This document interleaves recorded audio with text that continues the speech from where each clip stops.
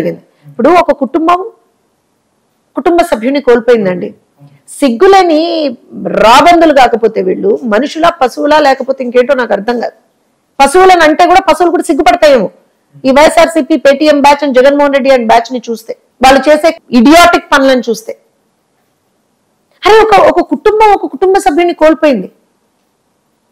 మొన్న పాపిరెడ్డిపల్లి నిన్న రాప్తాలో జరిగిందే కదా, ఒక బీసీ సోదరుడు ప్రాణం పోయింది కదా. కనీసం వాళ్ళ ఇంట్లో ఇంకా నాకు తెలిసి ఆ కార్యక్రమాలు కూడా అవ్వలేదు. 11 రోజుల కార్యక్రమాలు కూడా అవ్వలేదు.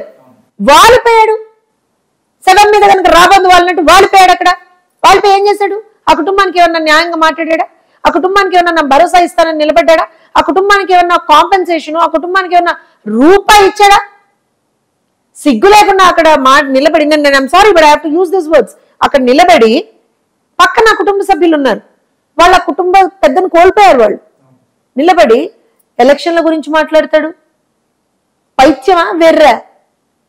మొన్న ఎవరో అన్నారు నాతోటి, వేపకాయ అంత వెర్రే అన్నా ఉందండి జగన్మోహన్ రెడ్డి కన్నా. నేను వేపకాయ అంత వెర్రి కాదండి, పుచ్చకాయ అంత పిచ్చి ఉందని చెప్పాను. వాస్తవం. లేకపోతే నువ్వు వెళ్ళిన దేనికి? పరామర్శకి వెళ్ళావు, అది ఏడ్చుకొని రావచ్చుగా వచ్చి. అండ్ ఇక్కడ నేను రాప్తాడు గురించి చెప్తాను. అసలు వీళ్ళు ఆస్కర్ లెవెల్ నటులు కూడా వీళ్ళ ముందర పనికిరారండి. వేస్ట్. అదేదో సినిమాలో ఆస్కర్ అవార్డు కాదు భాస్కర్ అవార్డు అంటాడు చూసారా, అలా జగన్ అవార్డు పెడితే ఈ మహానుభావుడికి వస్తుంది. ఏదో దిక్కుమాలతనం కాకపోతే ఏం చేశారో తెలుసా? వీళ్ళు అసలు చాపర్ బుక్ చేసుకుందే వన్ సైడ్, పాపిరెడ్డిపల్లి వరకు వీళ్ళు చాపర్ బుక్ చేసుకుందే వన్ సైడ్, రిటర్న్ లేదు అక్కడ, వన్ వే. వీళ్ళు ఫ్లైట్ టికెట్లు తీసుకుంది. నాయనో వీళ్ళ పైత్యం పాడుగాను. వీళ్ళు వన్ వే టికెట్ తీసుకున్నారు, రౌండ్ అబౌట్ టికెట్ తీసుకోవాలా, వీళ్ళు 2 వే తీసుకోవాలా, 1 వే టికెటే తీసుకుని మమ్మల్ని అక్కడ వదిలేయండి అన్నారు ఆ చాపర్ని. రైట్? లేదు, గవర్నమెంట్ కనీసం సెక్యూరిటీ ప్రతిపక్ష నాయకుడికి ఇవ్వలేకపోయింది, ఆయన మీద పడి దాడి చేస్తుంటే పట్టుకోలేకపోయింది, చాపర్ మొత్తం.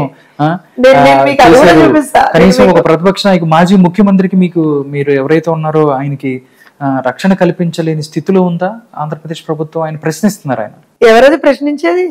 జగన్మోహన్ రెడ్డి. జగన్మోహన్ రెడ్డికి ప్రశ్నించేటువంటి ఒక నైతిక హక్కు కూడా ఉందంటారా? నేను మీకు ఒక డిఫరెన్స్ చెప్తాను చూడండి.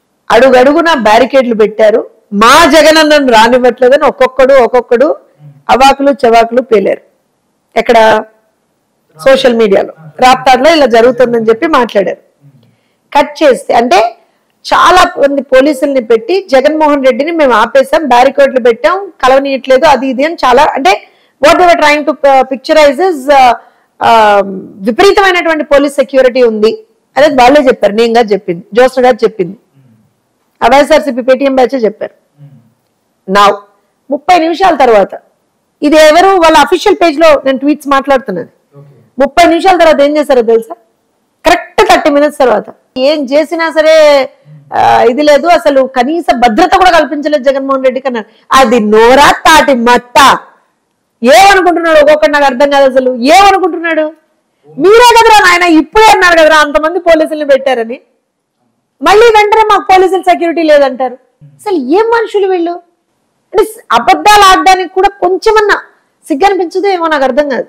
పెద్దలో మాట చెప్పారు తెలుసా మీకు, అబద్ధం ఆడినా కనీసం అతికినట్టు ఉండాలయ్యా అని చెప్పారు. వీళ్ళకి అది కూడా వచ్చి చావద్దు,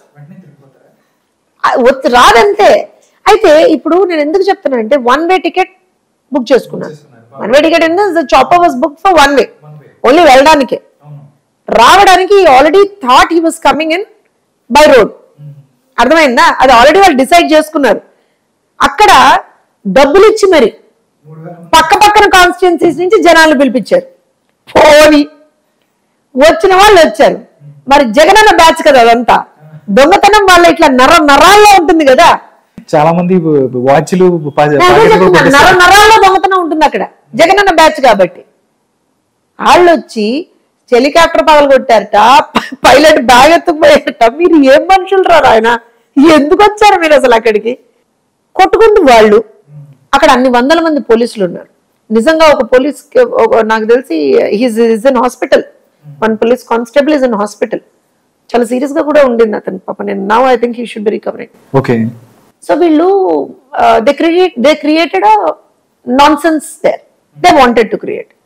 మళ్ళీ బయటకు వచ్చి మాకు భద్రత ఇవ్వలేదు అందుకనే మేము రోడ్లో వచ్చాం, రోడ్డు మార్గం ద్వారా వచ్చావు అంటే నువ్వు డిసైడ్ చేసుకునేదే రోడ్డు మార్గం ద్వారా రావాలని కదా. ఆల్రెడీ జగన్ అన్న డిసైడ్ చేశాడు కదా. ఎందుకు అనంటే ఒక ఏమంటారు అని అంటే ఆ రోడ్డు మార్గం ద్వారా వీళ్ళు వెళ్తుంటే పక్కన ఆ సెట్టింగ్ కూడా వేస్తారు. ఇక్కడ 10 మందిని, అక్కడ 5 మందిని, ఇక్కడ 2 నిలబెట్టేశారండి. అంతా సెట్టింగ్ పర్ఫెక్ట్ గా పెట్టుకున్నాడు. సడన్ గా అంటే చిన్న లాజిక్ అంటే నాకు తెలియదు, మాకు అర్థం కావట్లే, కొన్ని ఆ పేటీఎం బ్యాచ్ అర్థం చేయించమని చెప్పండి. సడన్ గా అవుట్ ఆఫ్ ది బ్లూ